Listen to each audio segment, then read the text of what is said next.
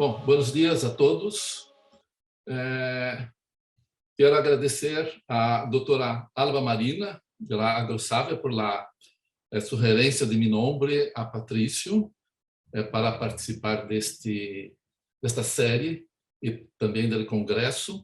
Também agradecer a Dom Patrício e a Dom Felipe, de la Rede Agrícola, não somente por la invitação, mas por toda a facilidade para atender a este congresso. Para mim é grande prazer falar das atividades que tenho desenvolvido nos últimos 40 anos em controle biológico, principalmente investigação em controle biológico de enfermidades de plantas, mas também desenvolvimento de mercado e também da evolução da legislação brasileira para registro de produtos biológicos.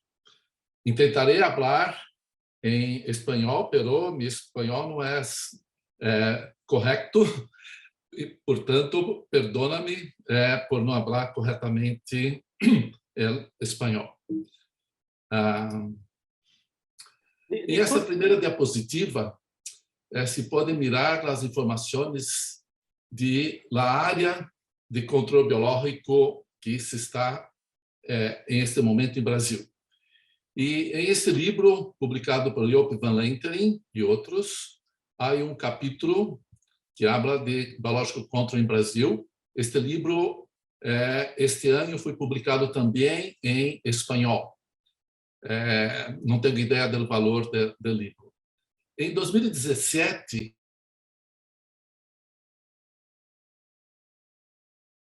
Está sem áudio, professor? Está. Volviu o áudio. Sim, senhor.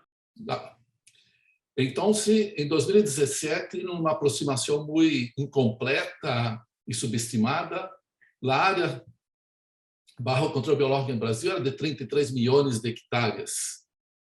Pero, quando se considera que na mesma área se hace cultivo, por exemplo, de soja, maíz ou soja, algodão, esse valor cresce muitíssimo. E, sin embargo, a área tratada com a produção caseira de agente controle biológico, depois discutiremos esta parte da produção caseira de agente controle biológico, pode haver sido que os produtos biológicos produzidos de forma caseira seja tão grande quanto o produto que são produzidos e comercializados no mercado. Então, com essas informações, o Brasil se converte hoje em país onde mais se utiliza controle biológico. Há uma estimativa de que, em 2021, a área bajo o controle biológico chegou a 50 milhões de hectares. E se crê que, com um crescimento de 10% a 20% em 2022, chegará a 60 milhões de hectares. Eu dividi um pouco uma forma didática de apresentar como está a situação brasileira de controle biológico nos últimos anos, em 4 fases. A fase 1, antes de 2005, onde a produção de agente de controle biológico era praticamente toda caseira. Nós outros não tínhamos, antes de 2005, produtos registrados para controle biológico de enfermidades de plantas em Brasil, tampouco de pestes, de plagas também. Então, Brasil se produzia Metarrhizium, Bovéria, Tricoderma, Cotésia e outros organismos, sempre pelo próprio agricultor. Não tínhamos produto no mercado. Depois, podemos ter a fase 2, de 2005 a 2013. 2005 foi quando se registrou o primeiro produto para controle biológico em Brasil. E depois do primeiro produto, ocorreu um crescimento muito grande no número de produtos biológicos registrados em Brasil. Também novas empresas no mercado. Foi-se criada a Associação Brasileira das Empresas de Controle Biológico.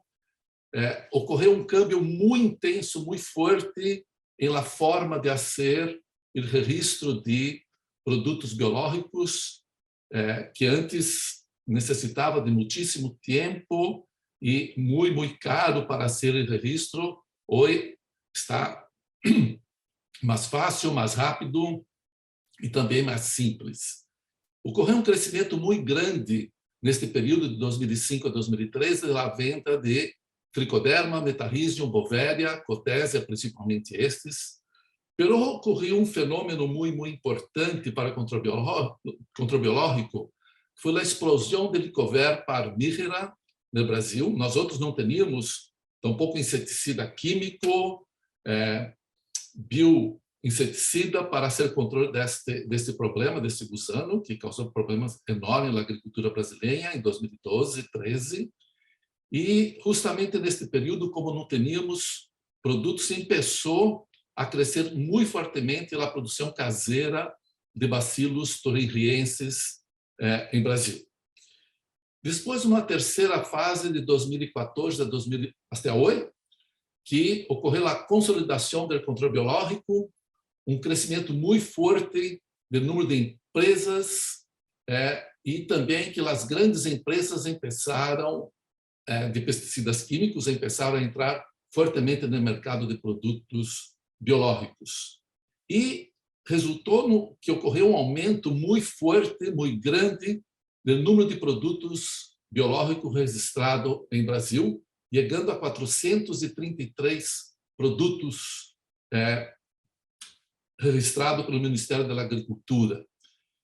E também ocorreu, neste período, uma explosão da produção caseira, com um número muito grande de empresas, de laboratórios, e os agricultores começaram a inverter uma quantidade enorme de recursos para fazer a produção caseira também.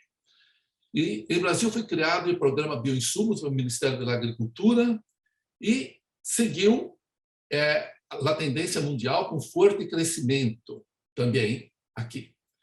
E o que nós outros pensamos para depois de 2012? Continuará uma consolidação muito forte das empresas, novas companhias também serão criadas, ocorrerá um aumento da oferta de princípios ativos. Hoje, Brasil, não somente o Brasil, no mundo não há bioherbicidas.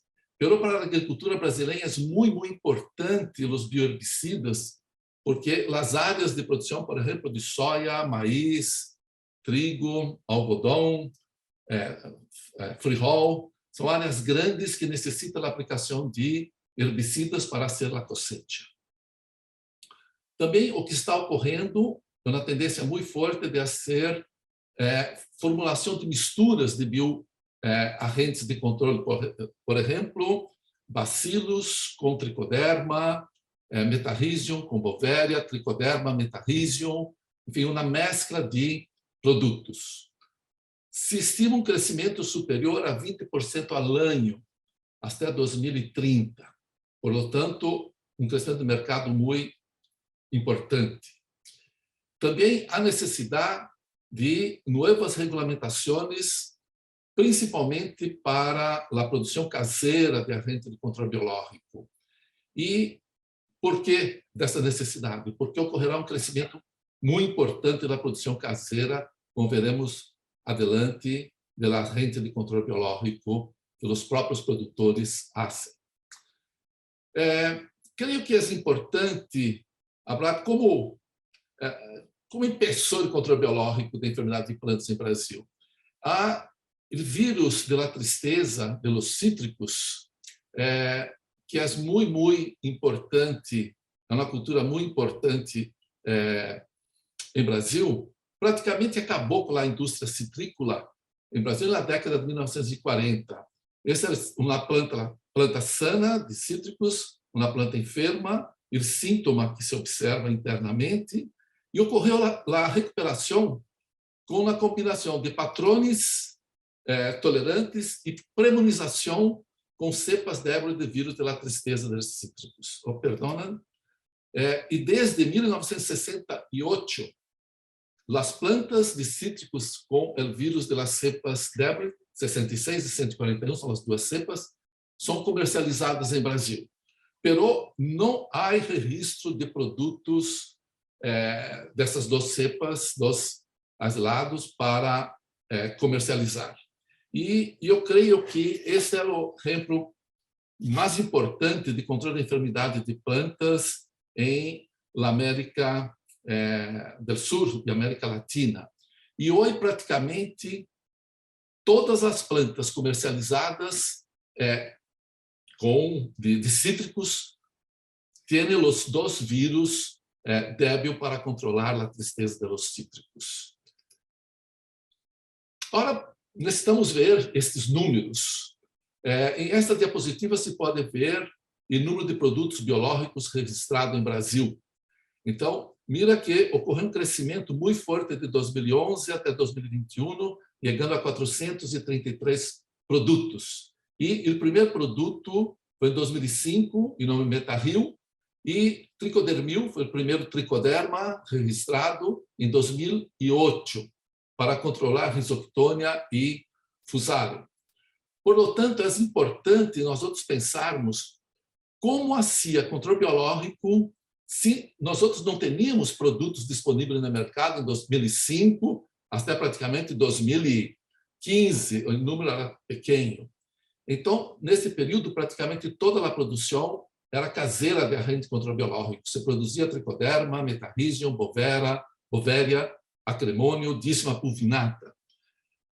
Pero hoje, para o controle biológico de enfermidades de plantas, temos uma bactéria, que é bacillus, e um hongo, que é tricoderma, que são os mais importantes, com um número muito grande de produtos. Esta diapositiva preparei há 15 minutos, aproximadamente, porque saiu publicado pelo Ministério da Agricultura, Pecuária e Abastecimento, na fecha 25 de maio, às 10h13, então, há pouquíssimo, que somente ayer foi registrado 20 produtos biológicos para comercialização na agricultura em Brasil. E este ano, 2022, 36 novos produtos biológicos foram registrados para a agricultura. E em essa diapositiva se pode observar a demanda crescente para agente de controle biológico, não somente em Brasil, em todo o mundo. E creio que um indicador muito importante é com tricoderma. Por exemplo, em 2008, nós outros temos 600 mil hectares barro uso de tricoderma. Chegou 2020, mais que 12 milhões de hectares. Em 2021, 20 milhões de hectares tratadas com tricoderma. No ano de 2021, por exemplo, o agricultor que não comprou tricoderma antes não tinha no mercado produto para comercialização. E o número de tricoderma registrado em Brasil, 2019, 21, e no mês de abril, agora, 18 de abril de 2022, 41 produtos com tricoderma registrado para controle de enfermidades. E o mercado mundial de bioplaguicidas, creio que todos estão tendo as informações, e se crê que chegará em 2026 a 11,5 mil milhões de dólares, com a taxa de crescimento anual de 14,5%. Então, um crescimento muito expressivo nos últimos anos. Mas é importante nós todos pensarmos que ocorreu um câmbio em controle biológico no mercado brasileiro. Porque os agricultores brasileiros, eles começaram a observar um agotamento dos suelos, principalmente dos suelos, e também uma dificuldade para manter a produtividade em algumas áreas, mesmo com o aumento da aplicação de fertilizantes e pesticidas químicos. E o mais importante que ocorreu nos últimos 5 anos, principalmente, que os agricultores começaram a discutir que o desequilíbrio biológico e a degradação ambiental e do suelo são os principais responsáveis por esta dificuldade de manter a produtividade. E somente para fazer uma discussão um pouco mais ampla, há esta publicação de 2009 em La Nature, de Hockstrom, que habla dos limites planetários dos processos da Terra.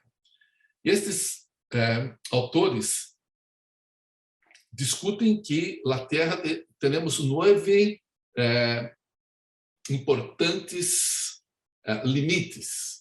Temos, por exemplo, a poluição química, a carga de aerosoles, e criaram valor para ter ideia de como está a situação.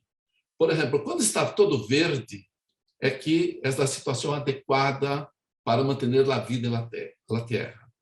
Quando está rojo, é porque o limite planetário já está mais grande do que a Terra permite. Então, quando observamos a poluição química e carga de aerosoles, está todo verde, mas está verde não é porque está todo bem, é porque não temos como fazer a medida da situação que estamos vivendo. Depois temos a acidificação dos oceanos, mira que está crescendo continuamente, a destruição da capa de ozono. Esta está ocorrendo na redução, porque ocorreu acordo internacional para reduzir a emissão dos gases que destroem a capa de ozono na Terra. Quando observamos o câmbio climático, já está mais grande do que o limite planetário. É muito importante, porque este câmbio climático está, por exemplo, na agricultura brasileira, estamos vendo períodos de sequia, depois período de chuva intensa, e tudo isso causando problemas enormes, não somente para a agricultura, também para as pessoas. Temos que também mirar o uso, a alteração do uso do suelo e a utilização de água potável. Quando pensamos uso de suelo e água potável, principalmente na agricultura responsável, e estamos chegando quase no limite. Pero quando observamos o ciclo global de nitrógeno, de fósforo, você pode mirar que o fósforo está quase no limite, pero o nitrógeno já ultrapassou todos os limites planetários adequados para a vida na Terra. E, finalmente, quando pensamos em taxa de perda da biodiversidade, tanto terrestres quanto marinhos, que tem uma relação muito grande com o controle biológico, já ultrapassamos todos os limites planetários. E a causa de todos estes? Então, podemos observar, por exemplo, a quantidade de CO2 de ayer, a média mundial. Estava em 421,72 partes por milhões. Ano atrás, 417. Então, mira que está ocorrendo crescimento. E esse crescimento começou antes do ano 2000, pero a parte mais intensa se cresceu desde 2000, chegando ao número hoje de 421,72 ppm, parte por milhões, de CO2. E essa quantidade de CO2 é responsável por câmbio climático muito intenso. Outro problema muito grande é a degradação do suelo. Miramos os dados da FAO de 1990. O amarillo é uma situação não tão grande da degradação, pero o marrom é a intensidade forte da degradação. E quando se compara 1990 com 2008, somente 18 anos depois, mira a quantidade e a área de suelo degradado em todo o mundo. Então, está ocorrendo crescimento da área degradada. E a degradação do suelo é responsável pela parte de redução da produtividade. E também, principalmente, por o aumento das enfermidades do suelo. E qual a solução? A solução é uma revolução microbiológica. E nós outros estimamos que todos os grandes agricultores brasileiros, espero que mundial, farão uso, utilizarão, então, micro-organismos nos próximos 10 anos. Então, essa é uma realidade para os grandes produtores que necessitarão utilizar os micro-organismos. De uma forma muito didática e rápida, nós temos o controle biológico, 4 importantes tipos. O controle biológico natural, que creio que está sendo discutido em toda a série, que é quando ocorre a intervenção de homem em uma área de 85,5 milhões de quilômetros quadrados. Temos o controle biológico de conservação, que consiste aí sim na intervenção do homem, na ação do homem, para proteger e estimular a conservação e o aumento natural dos agentes benéficos para a agricultura. Hoje, com o conhecimento, por exemplo, do microbioma, que temos ideia de como as plantas recrutam os organismos, é possível fazer uma conservação da biodiversidade do suelo para recuperar a vida também do suelo. A utilização de matéria orgânica vem crescendo em áreas grandes e também os sistemas integrados, por exemplo, de agricultura, pecuária, junto com a área de floresta, que vem crescendo em todas as áreas. Temos o controle biológico clássico, que é quando há a introdução do inimigo natural, exótico, para controlar malezas e pragas. E temos o controle biológico aumentativo e inundativo, que é o controle biológico que estamos discutindo durante esta série. Então, o controle biológico aumentativo é quando se utiliza, quando se libera um organismo, um antagonista, ou então um inimigo naturalis, produzidos em grande quantidade, para controlar pragas, enfermidades e malezas. E a venda de produtos de bioagentes sempre começou há 100 anos, não é nos últimos 10 anos somente. Nos últimos 10 anos ocorreu um crescimento. E se conhece os depredadores há mais de 3.000 anos. Os parasitoides foi descoberto há 300 anos. Os entomopatógenos descobertos há 180 anos. Pero os antagonistas são muito recentes, como, por exemplo, o tricoderma, somente em 1932, ou quase 90 anos, como agente controbiológico. Bacillus subtilis, somente em 1950, como agente controbiológico. Então, a parte de controle biológico de plagas está muito adiante da parte de controle biológico de enfermidades de plantas, porque é mais antiga do que os antagonistas, por exemplo, para controlar as enfermidades. E quando pensamos em controle biológico de enfermidades, estamos a falar de dois organismos, que é a tricoderma, e de uma forma rápida, porque teremos nos próximos dias discussão principal de tricoderma. Tricoderma é um mecanismo de ação, é parasitismo. Você pode mirar este apotécio de Sclerotinia sclerotiorum, de la soja, parasitada por tricoderma, a antibiose, a competição dos dois, também a indução de resistência e a promoção de crescimento de plantas. Se mira em soja, a promoção de crescimento com tricoderma, em frijol, mira as raízes de frijol tratada com tricoderma e sem tricoderma.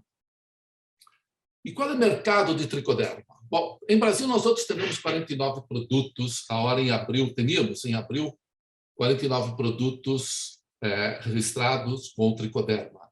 E se explora basicamente tricoderma harzianum, tricoderma asperellum, tricoderma afro-harzianum, não cambiou agora o nome, tricoderma endofítico e tricoderma stromático. Pero se conhece 254 espécies de tricoderma e somente 4% são utilizadas como agentes de controle biológico. Quando pensamos em bacilos, se passa o mesmo. Bacilos fazem controle de enfermidades de plantas por antibiose, competição, indução de resistência e também promoção de crescimento. E as principais espécies comercializadas são subtilis, bacilos licheniformes, bacilos amiloliquefáceis, bacilos firmus e bacilos metilotróficos. Em Brasil, bacilos são utilizados principalmente para controlar nemátodos e patógenos do suelo. O principal mercado brasileiro hoje de bacilos não é para controlar enfermidades causadas por hongos, bactérias, mas sim enfermidades causadas pelos nemátodos que está crescendo ano a ano em todas as culturas, em todas as áreas que se acha agricultura em Brasil. E quando pensamos no mercado de bacilos, hoje há 79 produtos registrados em Brasil com bacilos, principalmente estas espécies, liquefáceis, subtilis, velezenses, liquiniformes, púmilos, metilotróficos. Pero são relatadas 370 espécies de bacilos, e somente 2% são utilizadas como agente controle-biológico em Brasil. E uma grande parte da utilização de bacilos em Brasil se hace com a fermentação caseira desta bactéria. Somente para termos uma ideia da produção comercial de diferentes agentes controle-biológico, essa é uma planta de uma empresa brasileira, a Balagro, que faz produção de tricoderma, Bovéria, Metarrhizium, Psilomices em essa área, somente utilizando a fermentação sólida, com a capacidade de produzir mais que 10 toneladas ao dia, de fermentar mais que 10 toneladas ao dia de arroz. Então, essas são as autoclaves utilizadas, se fazem nessas bolsas plásticas e são as câmaras de incubação. Esta câmara é para 10 toneladas de arroz para fermentar os diferentes agentes de controle biológico. E há também uma planta para fazer a produção líquida somente de bacilos, distante uma da outra, para evitar as contaminações. Cambiando um pouco agora, falando de como se faz o uso de controle biológico em Brasil. A soja, que é da cultura agrícola brasileira mais importante, principalmente para exportação, na área 2020-21, de 39 milhões de hectares e uma produção de 129 milhões de toneladas. E temos algumas enfermidades importantes, como a roia da soja, Fusarium, Sclerotium, Perdona, a Rhizoctonia, pero há uma enfermidade muito importante, que é a Sclerotinia sclerotiorum, que causa o morro branco. Esta enfermidade cambiou completamente o controle biológico em Brasil, o controle biológico de enfermidades de plantas em Brasil com o uso de tricoderma. Depois veremos algumas informações mais. Também, nos gusanos, principalmente a tricoderma, começou uma nova forma de fazer controle biológico, principalmente o controle biológico com a produção caseira. E, nos últimos anos, os nemátodos ampliou o câmbio em controle biológico, não somente na cultura da soja, mas também em algodão, maíz, tomate, frijol, e em quase todas as culturas. Essa diapositiva do morro branco em soja, causada por Sclerotinia sclerotiorum, e se hace ele controle utilizando tricoderma e bacilos em uma área de quase 10 milhões de hectares.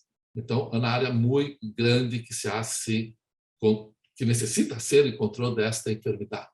E cambiou o controle biológico da enfermidade de plantas em Brasil. O síntoma nas plantas, mira a quantidade de esclerócio no suelo. Aqui se pode ver os apotécios. Então, os esclerócios germinam, produzem os apotécios liberam os ascósporos, que começam a infectar, principalmente na zona das flores, e esse é o síntoma final. E como se faz o uso de tricoderma e bacilos para controlar a esclerotínia em cultivo de soja, maíz, soja, algodão, soja, cultivo de inverno, como trigo e outros cereais de inverno, e principalmente sempre em siembra direta. Nós começamos a sembrar soja em setembro, e esse é todo o ciclo de soja até abril. E se hace o controle biológico desde em setembro, fazendo o tratamento de semeia, aplicando o surco de cultivo, também aplicando durante o desenvolvimento da cultura.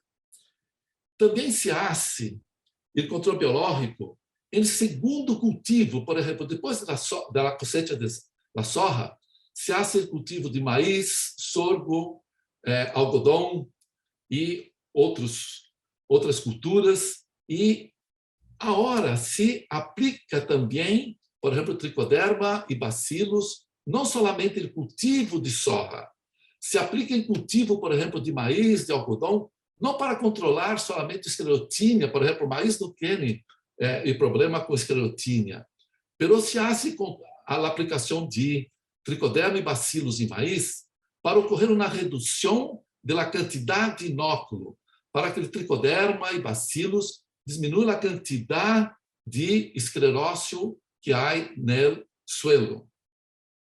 E se passa o mesmo com o cultivo de inverno. Também se está aplicando em trigo, avena, cevada, tricoderma para fazer a redução do potencial de inóculo de esclerotínia para diminuir o problema na cultura da soja. E desta forma que o tricoderma e bacilos são efetivos, eficientes para controlar a enfermidade. Se se hace solamente a aplicação, por exemplo, em la semilla ou em suco de cultivo, normalmente a eficácia não é boa. Há necessidade de aplicar de uma forma mais ampla os agentes de controle biológico. E como se hace a aplicação desses agentes de controle biológico? Se hace, por exemplo, o tricoderma em la siembra e também se aplica no suco de cultivo, como se pode mirar em esta diapositiva, numa quantidade de 40 a 60 litros por hectare. São diferentes formas, diferentes equipamentos para fazer a aplicação de tricoderma. E como que ocorre lá? Por que tricoderma é efetivo em controlar esclerotínia? Mira os apotécios de Sclerotinia sclerotiorum sanos, os dois, pero o tricoderma parasita também os apotécios e parasita principalmente os esclerócios. Mira o esclerócio como que está totalmente parasitado por tricoderma. E desta forma vai ocorrendo a diminuição da quantidade de inóculo no suelo de esclerotínia e ocorrendo o controle da enfermidade.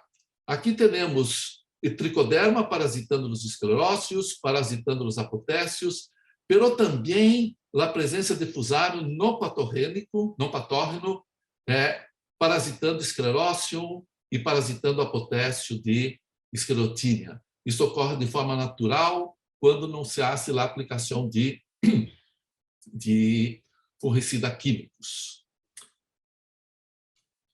Agora necessitamos, cambiando completamente, continuando falando de controle biológico, necessitamos pensar nesta nova forma que está desenvolvendo o controle biológico no Brasil, que é a produção própria ou produção caseira ou produção on-farm, depende da pessoa, habla de todo. Creio que em espanhol a melhor palavra seria caseira. E sempre se pergunta, é possível? Sim, é possível. Hacíamos antes de termos produtos registrados no mercado. Tem viabilidade econômica? Sim, depende da área, de como se hace, da qualidade da fermentação.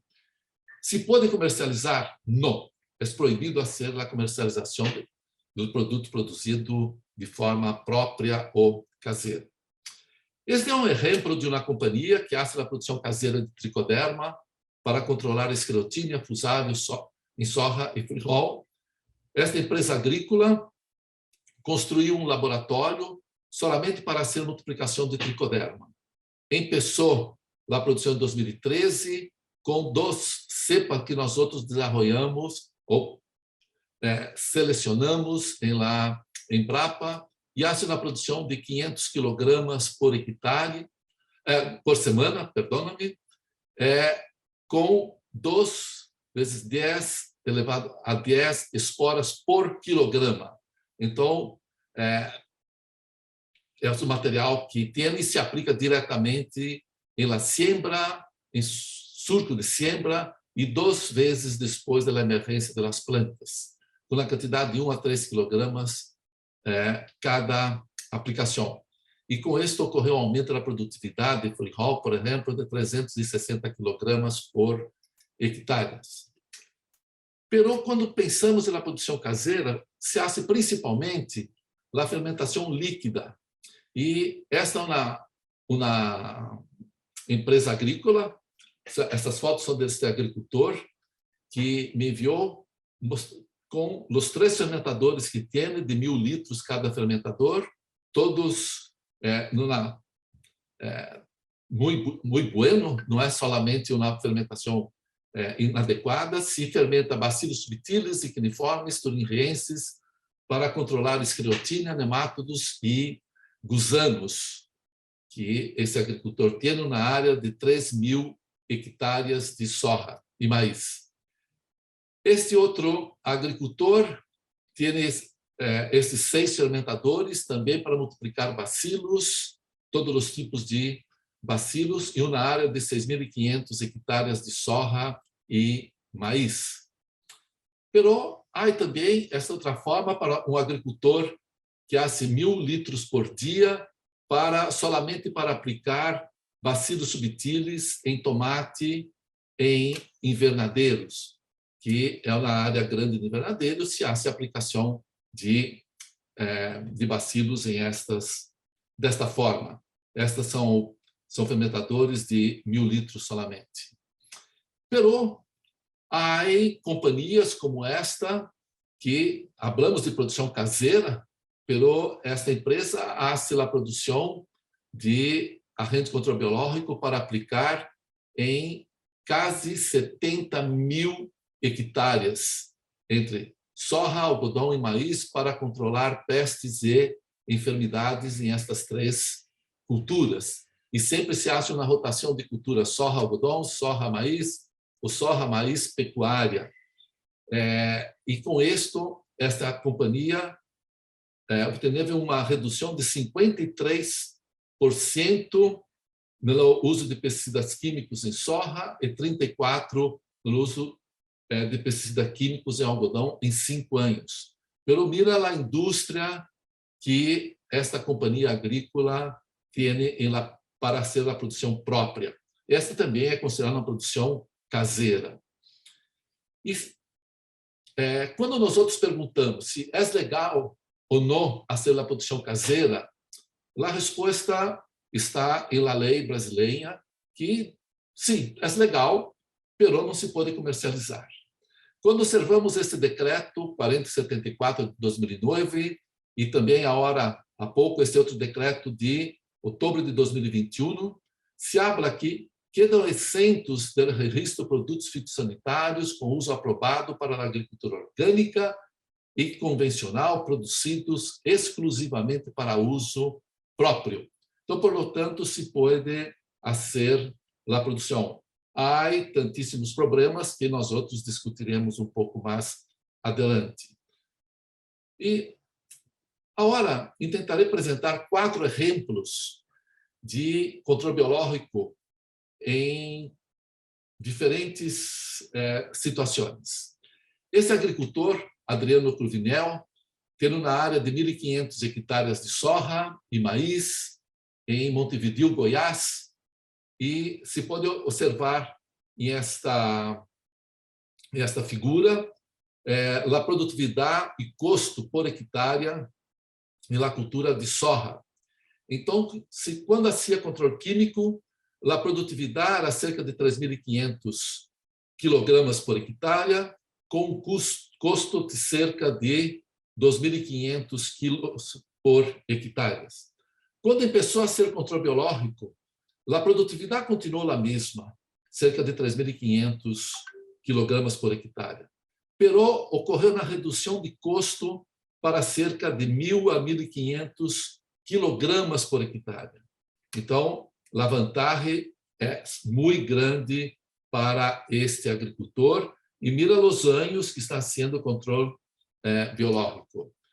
Em maíz, ocorreu o mesmo. A produtividade manteve praticamente a mesma, depois que começou a ser controle biológico, pero ocorreu uma redução de custo e esta é a produção aqui como 9% mais grande do que quando hacía solamente o controle químico. Pero o mais importante para este agricultor é esta redução de custo no cultivo de soja. E o que faz esse agricultor? Esse agricultor, mais 11, criaram uma associação de produtores de agricultura sustentável para fazer a produção de hongos em arroz, com Trichoderma bovéria, Metarrhizium e Pocônia. Foram contratados 2 agrônomos e 2 biólogos para produzir estes hongos para o uso por estes agricultores. Mira o laboratório todo para fazer a produção. Se hace a produção, a utilização tratando as semillas, que o Trichoderma e Metarrhizium, também se hace a aplicação das semillas de silício marino e leonardita. Trichoderma se hace a aplicação em la siembra, em la linha de siembra, também depois que hace a última aplicação de herbicidas e antes da cultura da soja cerrar toda a área. Esse agricultor transporta os agentes controbiológicos desta forma, é um caminhão que tem uma refrigeração para manter a temperatura, para não ocorrer problemas de morte dos agentes de controle biológico. E o mais importante, se pode mirar nessa diapositiva, onde se observa a quantidade de tricoderma que cresce no campo. Mira esta foto e também esta foto. Todas essas fotos são do próprio agricultor. E o objetivo é justamente manter as plantas sanas, como esta qualidade que miramos nessas 2 fotos. Outro agricultor, de nome Rogério Vian, tem uma finca, uma hacienda em Mineiros, Goiás também, com uma área de 2.500 hectares de soja e maíz. Como esse agricultor está cerca do Parque Nacional de las Emas, há uma grande restrição para a aplicação de pesticidas, como, por exemplo, não se pode fazer aplicação da forma aérea. E esse agricultor, em 2007, começou um câmbio completo na área e uma transição durante 10 anos, até que nos últimos 5 anos, perdona-me, são os 5 anos, há-se o cultivo de soja e maíz completamente orgânico, utilizando somente o controle biológico. E o problema mais grande que esse agricultor tem é o controle de malarierbas. E se hace com rotativa e com pessoas contratadas para fazê-lo. E se hace controle de enfermidades e pestes com Trichoderma, Pocônia, bacilos, diferentes bacilos, bordalês, feromonas, depredadores também. E a fertilização com rocas e Bradyrhizobia azospirillum na produtividade cerca de 3.500 quilogramas por hectare. Esta é a área de maíz. Mira os emos que estão por todas as áreas, cerca de la propriedade. E esse agricultor criou o laboratório para fazer a produção caseira de hongos e produz Trichoderma, Metarrhizium bovéria, Pocônia, desta forma como estão observando, que é a forma que se hace na produção em Brasil. E o bacilo se produz desta forma. E o controle de malas hierbas se desenvolveu esse sistema para fazer o controle no início do desenvolvimento da soja. Depois, mira lá a qualidade do cultivo e as pessoas fazendo o controle manual da mecânica da malas hierbas pouco antes de cerrar completamente a cultura, porque senão não é possível fazer a cosecha mecanizada. Uma situação completamente diferente é desse agricultor, Vitor Villanova, está cerca de Embrapa, em Olambra, que é a capital brasileira das flores, tem uma área de invernadeiro de 15 hectares de ornamentais, principalmente produz esta flor, que é Kalanchoe, não tenho ideia da pronúncia correta, e o ciclo desse cultivo é cerca de 16 semanas. Até 2015, esse agricultor fazia somente controle químico, com perdas entre 5% e 20%. Começou, em 2016, a ser controle biológico.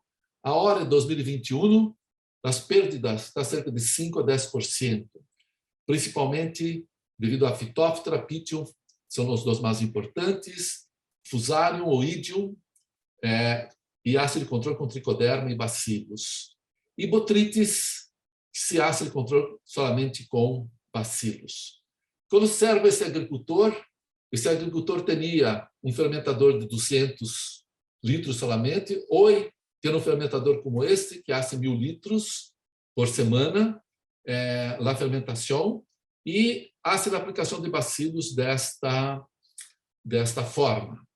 E ocorreu um câmbio, essa é a área que está crescendo dos invernadeiros. O que ocorreu como câmbio depois que começou a utilizar controle biológico em la área? O custo com controle de enfermidades mais pequeno. Pero, custo com redutor de crescimento mais grande, pois bacilos estimulam o crescimento das plantas, promovem o crescimento das plantas. E esta Kalanchoe necessita ter uma altura para ir ao mercado. Se for um pouco mais grande, o mercado não aceita o produto. Então, necessita ser uma aplicação mais grande de redutor de crescimento.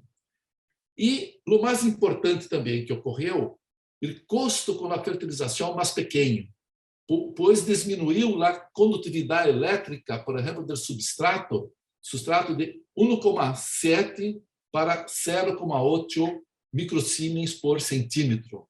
E desta forma ocorreu a redução praticamente de metade do fertilizante que se aplica lá no cultivo, porque os bacilos promovem o crescimento das plantas. E, finalmente, como no último exemplo, e também necessitando finalizar a apresentação, tenho mais alguns minutos solamente, todas estas fotos são do agricultor que eu invitei para uma charla em Embrapa, e esse agricultor faz a produção de lírios sem plaguicida nos últimos 20 anos. Produz como 80.000 macetas por semanas desta flor. Os principais problemas são pulgones, Botrytis, Phytophthora, Pythium, Fusarium, Sclerotinia, Penicillium, enrollos são os mais importantes, caracoles, e esse agricultor faz a pulverização semanais com Tricoderma, Clonostax, Bacillus thuringiensis, Bacillus subtilis e um T de compost. E no substrato de cultivo se faz a aplicação de Tricoderma e T de compost. Há 20 anos, quando começamos a trabalhar em esta propriedade, o agricultor fazia fermentação, produção de T de compost, 300 litros por dia solamente. Hoje, esse agricultor produz T de compost numa fermentação aeróbia de humus de lombriz, açúcar, água, também com leveduras e uma intensa aeração para estimular principalmente a fermentação aeróbia, que cresce muitíssimo bacilos. E essa aplicação de 5.000 litros por dia deste T de compost como fertilizante. Essa é a vista da parte de arriba, do fermentador. E mira o que esse agricultor utilizava em 1998. Todos estes 30 produtos. E, se foram necessários, quase 5 anos para diminuir ou não utilizar os produtos químicos em la área. E o problema de invernadeiro aplicar produtos químicos é que em flores é que necessita a flor todos os dias manejar a cultura. E desta forma há problemas de contaminação de los trabalhadores que estão dentro dos invernadeiros. O que ocorria com esse agricultor? As perdas antes, quando hacía somente controle químico, era como 20%, somente com botrites, por problema de resistência aos fungicidas, porque em invernadeiro é muito fácil obter, se selecionar ongo resistente, por exemplo, botrites resistente aos fungicidas. Então, teria uma perda de 20%. Também teria perda de 5 a 10% com esclerotínia, fusário, pítio, rhizoctônia e pseudomonas. Antes, hoje se perde como 2% com botrites e entre 1 a 2% de esclerotínia, fusário, pítio, rhizoctônia. Então, ocorreu uma redução muito grande das perdas. E ocorreu uma redução de custos em 70%. E o mais importante é que a melhora da qualidade dos produtos. Esse agricultor, quando se comercializa, sempre tem no mercado um sobrevalor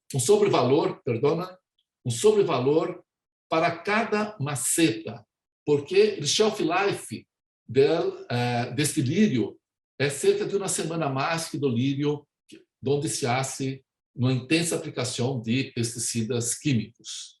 Então, mira que esse agricultor, praticamente há 20 anos, quase não utiliza produtos químicos. O único produto químico necessário é o Confidor, que é para controlar pulgones, porque os agentes controbiológicos de pulgones têm um problema que, quando há a flor, o pulgone se queda negro em la flor, e essa flor não se pode comercializar e também não se pode exportar. Então, para finalizar, necessitamos fazer uma pequena discussão e faço esta pergunta. Volveremos às origens do controle biológico? Porque precisamos pensar que o controle biológico, não somente no Brasil, em todo o mundo, antes de termos os produtos registrados no mercado, toda a produção era praticamente caseira. E a resposta é muito simples. Não, logicamente que não. Não há regresso ao passado. E haverá uma conveniência entre o uso de produtos comerciais e a produção caseira de agentes controbiológicos. Ocorrerá também um desenvolvimento dos bioprotetores, como falou Patrício antes, me gusta mais a palavra bioprotetores também, se intensificará em um futuro muito cercano e possivelmente um crescimento de cerca de 20% ao ano no mercado brasileiro e 14,5% no mercado mundial. Haverá a disponibilidade no mercado de novos princípios ativos, principalmente dos bioherbicidas, que nós outros necessitamos rapidamente que sejam desenvolvidos. Também ocorrerá, e está ocorrendo, uma redução de custo dos bioprotetores. Há pouco, os agentes controbiológicos aqui em Brasil estavam mais caros do que os pesticidas químicos. Então, será complicado para os agricultores começarem a ser controbiológicos. Também ocorrerá a criação de novos laboratórios para realizar o controle de qualidade de todos os produtos. Eu me olvidei de incluir na diapositiva de controle de qualidade da apresentação. Nós outros, há 10 dias, elaboramos uma análise de alguns produtos que estão no mercado e, infelizmente, um número grande de produtos não tem a qualidade que está registrado. Se passa o mesmo também com agentes de controle biológico da produção caseira. Há agricultores que não fazem da forma correta, então, se a qualidade não é boa, necessitamos melhorar esta qualidade. Ocorrerão novas oportunidades de trabalho, não somente para agrônomos, também para biólogos, biotecnólogos, farmacêuticos e em diferentes áreas da formação para trabalhar com controle biológico. Por exemplo, hoje, nós outros não temos pessoas treinadas para ser controle biológico disponível no mercado. Todas as companhias estão contratando, estão disputando os duelos, boas pessoas da área de controle biológico. Os produtos biológicos ocuparão a metade do mercado de plaguicidas nos próximos 30 anos. E creio que um futuro muito promissor, muito promissor, com novas ferramentas está chegando, principalmente, por exemplo, com a possibilidade de manipulação do microbioma do suelo, principalmente. E hoje, todos os conhecimentos, todas as ferramentas que há para ser um microbioma, creio que nos próximos 10, 15 anos, haremos a manipulação do microbioma para controlar enfermidades dos suelos. Está ocorrendo também a disponibilização no mercado de produtos pré-bióticos. E, desta forma, esses produtos podem apresentar e necessitarão apresentar uma capacidade para modular, para cambiar a comunidade microbiana, não somente do suelo, também da parte aérea das plantas, e desta forma controlar plagas e enfermidades.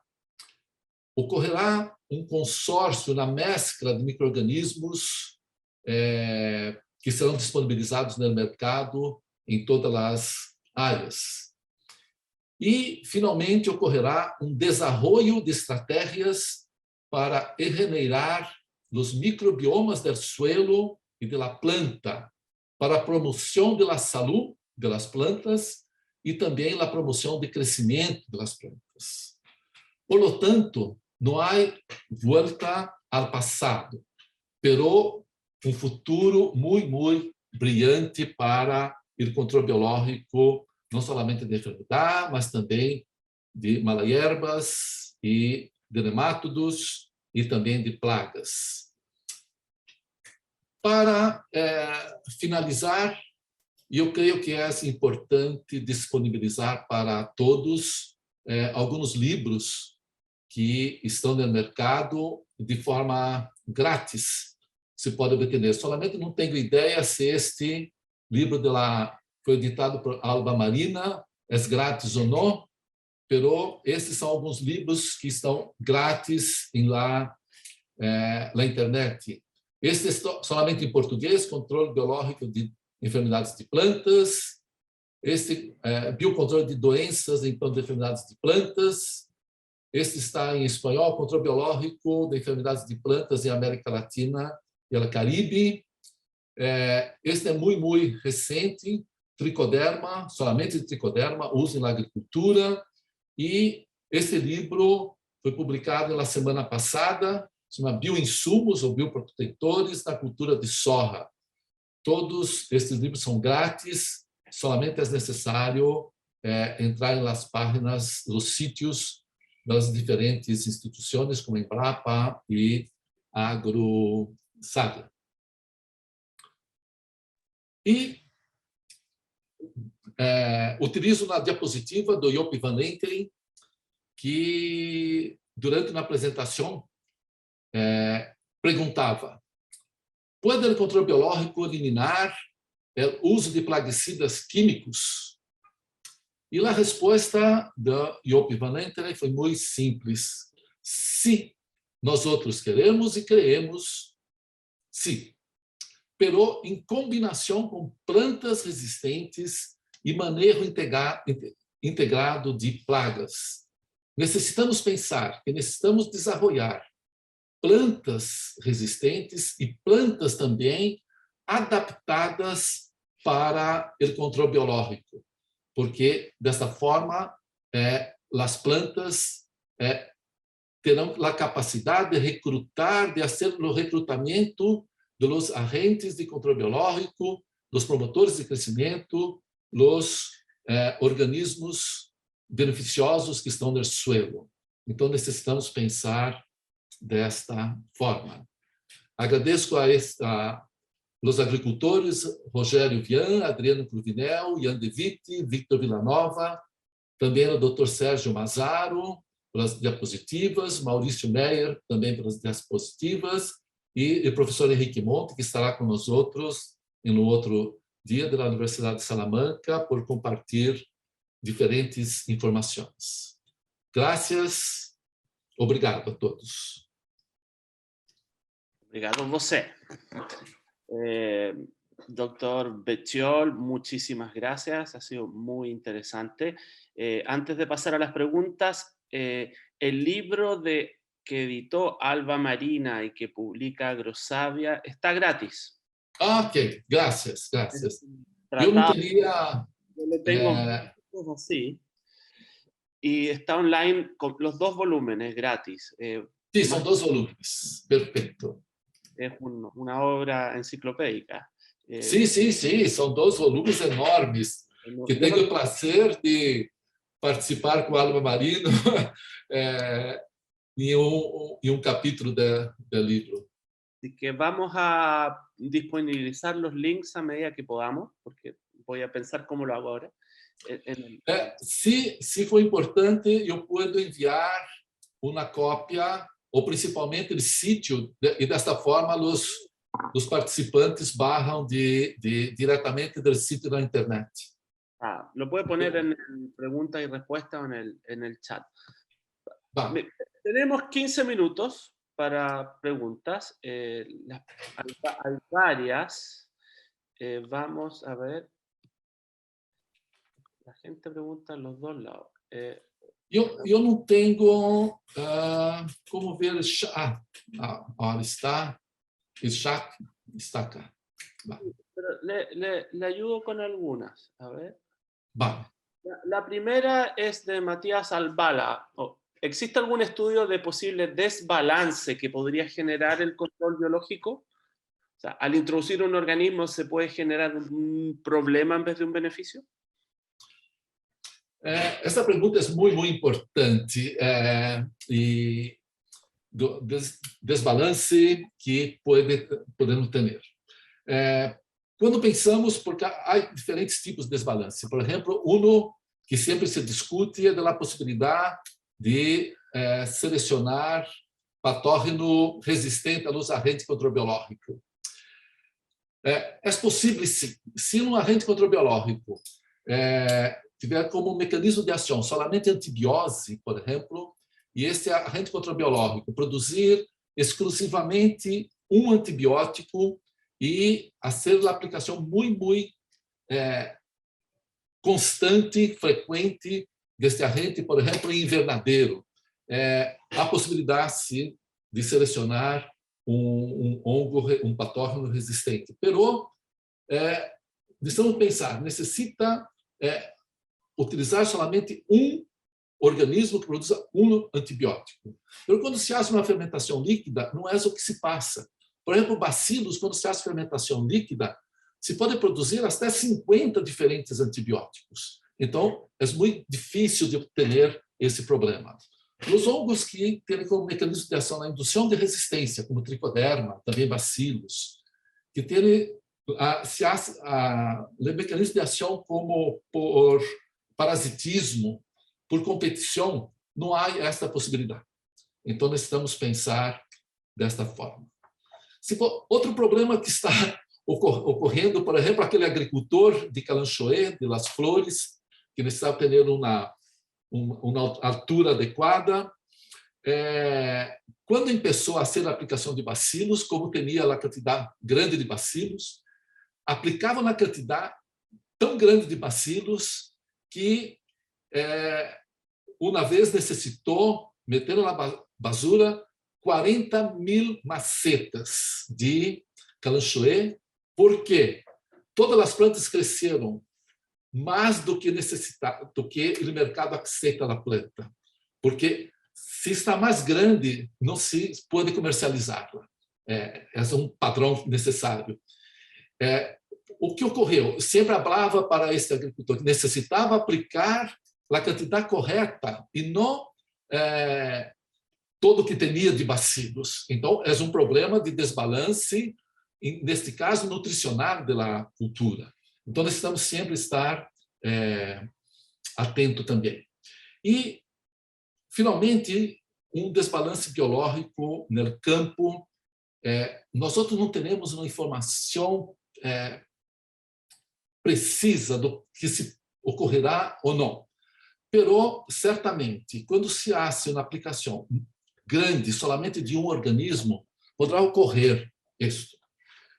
Mas, pensando, por exemplo, em tricoderma, quando se aplica tricoderma no suelo, depois de determinado período, esta quantidade de tricoderma que foi aplicada no suelo começa a ocorrer equilíbrio com a população natural dos outros organismos que estão no suelo. Incluso é problema esse, porque necessitamos reaplicar com uma frequência os agentes controbiológicos para manter a eficácia.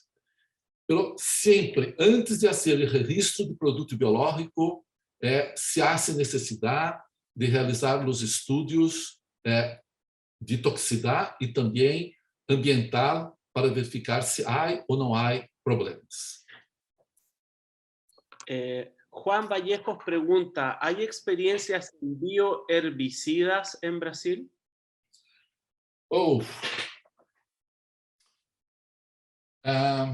Em Los Angeles, quando se tem uma determinada idade, a história é importante.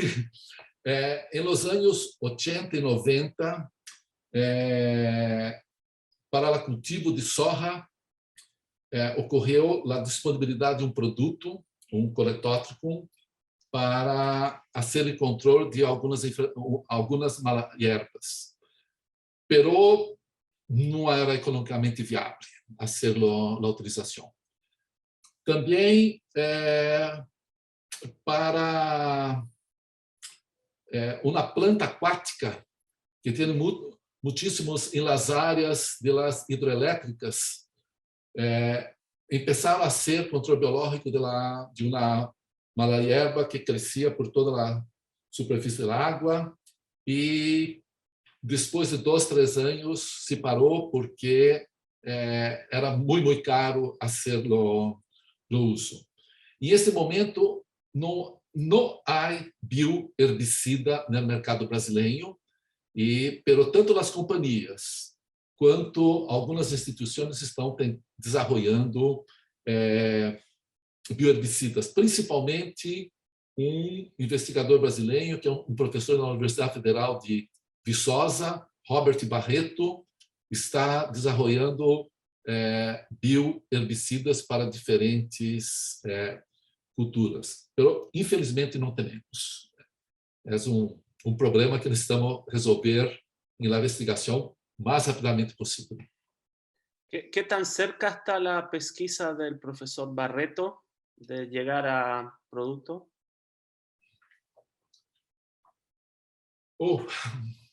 Não tenho uma ideia clara. E eu creio que o que necessita é acordo com a companhia para desenvolver os hongos que têm como agente controbiológico. O outro é que o bioherbicida, eu penso que necessita, não é necessário o organismo vivo para ser a aplicação. Necessitamos ter no produto metabolitos que têm relação herbicida. Por exemplo, hongos como Ganoderma, Ganoderma, que é um patógeno de árvore, principalmente, e também se produz medicamentos, fármacos para uso humano, produz diferentes metabolitos durante a multiplicação que têm uma ação herbicida.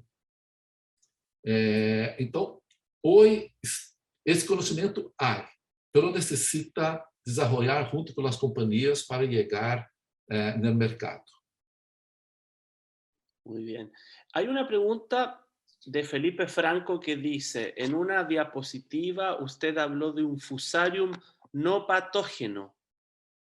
¿Qué especies se conocen y cómo sería su control o su uso? Oh, Felipe, é uma observação muito Muy precisa. está muito atento, porque é a última foto de uma diapositiva de esclerotínia e estou contente da capacidade de observação. É muito importante isso, Felipe.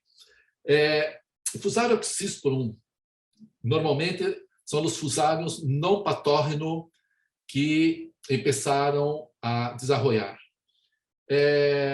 Tanto em Europa, principalmente, em Itália, França, Espanha, durante os anos da década de 2000 e 90, dos anos 90 e 2000, teníamos alguns produtos comerciais com fusarium oxysporum não patogênico para controlar exclusivamente fusarium oxysporum patogênico. Eram produtos que somente controlava, por exemplo, Biofox em Itália, era para controlar fusarium em basílico em espanhol é outro nome. A planta que mete a pizza e outros cultivos, basílico, albahaca, creio que é espanhol. Albahaca, sim. Se utilizava também para controlar fusarium em algumas flores. Não me recordo o nome da flor, sequer em português se utilizava. Depois se paralisou o uso deste fusarium. Mas eu creio que fusarium que há no suelo, naturalmente, por sorte, a grande quantidade de fusarium que há no suelo não é patogênico para as plantas. E este fusarium é importante para controlar outros fusários, porque tem um mecanismo de ação importante. Ocupa o mesmo espaço do fusarium patogênico. E dessa forma controla o fusarium patogênico. José Carlos Muñoz pregunta, las tendencias en la combinación de control biológico y bioestimulantes e inductores de resistencia. ¿Cómo ve esa tendencia?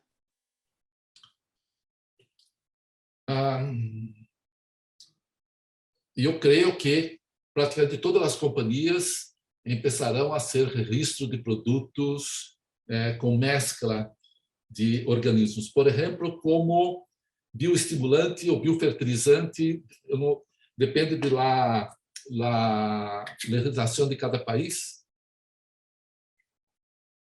Hoje, na cultura de soja, não tenho ideia em outros países, mas em Brasil se hace a mescla de Bradyrhizobium e Azospirillum em cultivo de soja como um biofertilizante, um bioestimulante de las plantas. Em maíz, se mescla, há produtos mesclados já no mercado de Azospirillum brasilensis com bacilos, por exemplo, pensando solamente na promoção de crescimento de las plantas e também resistência à sequia, que com o câmbio climático está ocorrendo problema durante alguns períodos e há agricultores mesclando bacilos, ou não me recordo da espécie, com Azospirillum e as companhias estão fazendo o mesmo,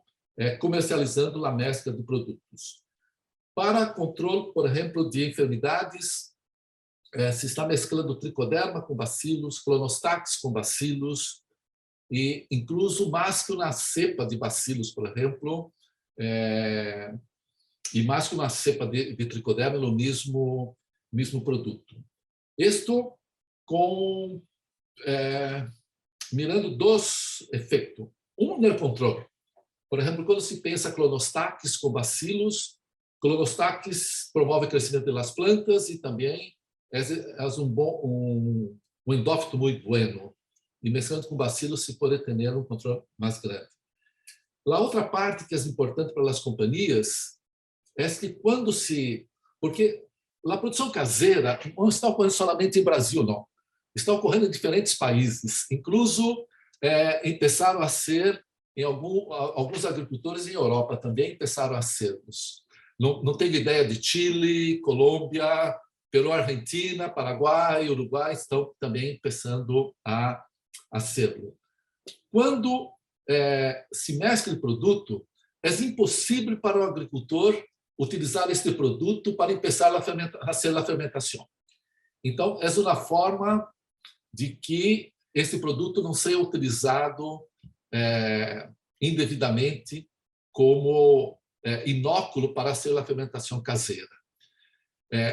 A lei brasileira que está em discussão deve ser aprovada há pouco. Os próprios agricultores necessitarão fazer aislamento e seleção das próprias cepas. Não somente utilizar de forma...